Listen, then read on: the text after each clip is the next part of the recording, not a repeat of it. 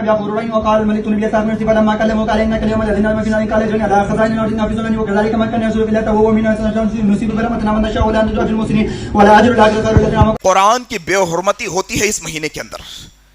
ہاں وہی قرآن کی بے حرمتی شبینوں کے نام پر رات بھر کھڑے ہو کر یعلمون تعلمون کے علاوہ کچھ سمجھ میں نہیں آتا.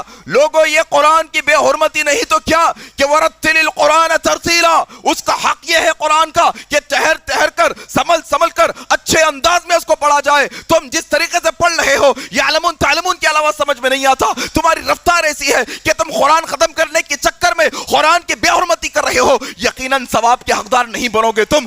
اللہ تبارک و تعالیٰ تم سے سوال کرے گا کہ تمہاری اپنی ذاتی زندگی کی باتوں کے لیے تمہارے پاس بڑا وقت تھا, بڑا سمل کر بڑے ٹہر کر اپنی ذاتی باتیں تم کیا کرتے تھے, لیکن جب قرآن کی بات آئی تم ایسے رفتار سے پڑھنے والے ہو گئے. کیا تم نے قرآن کا حق ادا کیا؟